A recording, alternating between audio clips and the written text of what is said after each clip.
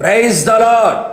పునరుత్థానుడైన క్రీస్తు యేసు నామములో మీ అందరికీ పునరుత్థాన బలము అనుగ్రహించబడునుగాక. ఈ దినపు యేసయ్య జీవపు మాట 65వ కీర్తన 4వ చరణం.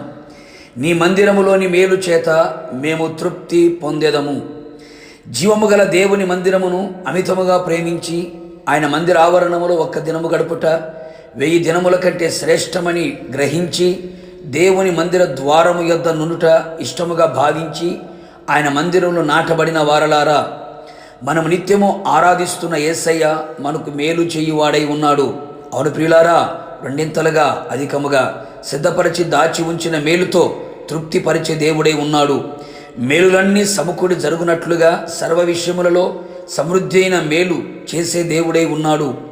మనము తృప్తి నొందునంతగా ఆయన మేలు చేయ శక్తిగల దేవుడై ఉన్నాడు. అవును నా దేవుని ప్రియులారా, ఆ విధముగా మేలులతో తృప్తిపరచబడినట్లుగా మనమందరము దేవుని మందిరములో ప్రవేశించవలెను, నివసించవలెను, నాటబడి ఉండవలెను. మేలుల మూట దేవుని మందిరములో దాచబడి ఉన్నది.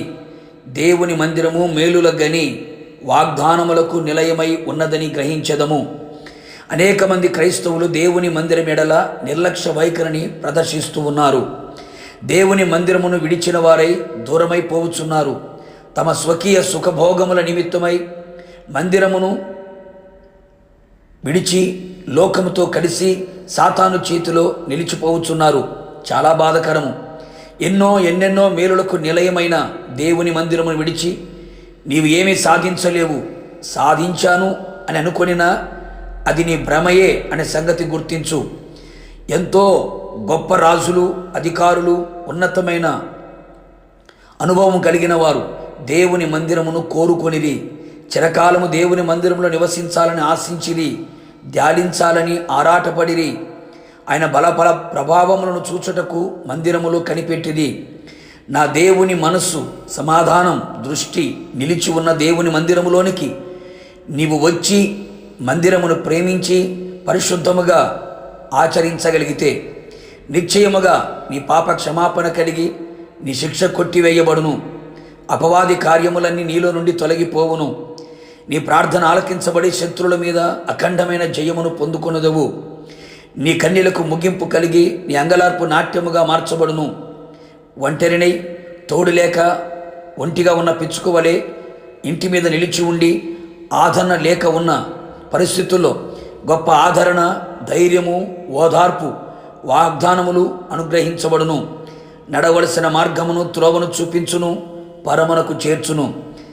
కావున ఇట్టి మేళ్లతో మనమందరము తృప్తిపరచబడి మందిరములో నాటబడిన వారమై ప్రభు రాకడ కొరకు సిద్ధపడి ఉండేదము. ప్రార్థన. అత్యంత కృపగలిగినటువంటి నా ప్రియ పరలోకపు తండ్రి, నిండు మనస్సుతో మీకు కృతజ్ఞతాస్తుతులు చెల్లించుచు ఉన్నాం. ఈ పునరుత్థానపు దినమున మీ సన్నిధిలో మేమంతా చేరడానికి మీరు మాకు ఇచ్చిన కృప కొరకై స్తోత్రాలు. అవును ప్రభువా, మీ మందిరంలోని మేలు చేత మేమంతా తృప్తి పొందుచు ఉన్నాం. తృప్తి పొందినంతగా మేలుల చేత మమ్మల్ని దర్శించుచు ఉన్నందుకై మిమ్మల్ని స్తుతించుచు ఉన్నాం. ప్రభా, మీకు స్తోత్రాలు. మా జీవిత కాలం అంతటిలో మా కొరకు మీరు సిద్ధపరిచిన, దాచి ఉంచిన, రెండింతలుగా అధికముగా ఉంచిన మేలుల కొరకై మీకు స్తోత్రాలు. మేలులన్నీ ప్రభా మా జీవితంలో మేము అనుభవించుచు తృప్తిపరచబడినట్లుగా మీ మందిరములు నాటబడిన వారమై మీ మందిరాన్ని ప్రేమించి పరలోకపు గవినిగా నిలిచి ఉన్న ఈ మందిరములో నాటబడి మీరు అక్కడ సిద్ధపడినట్లుగా కృప మెండుగా నిండుగా దయచేసి మహిమను పొందమని యేసు నామములో అడిగి పొందుకొని ఉన్నాము తండ్రి, ఆమేన్. నిశ్చయముగా మీరును మీ కుటుంబ సభ్యులందరూ దేవుని మందిరములోని మేలు చేత తృప్తి పరచబడుదురుగాక. God bless you.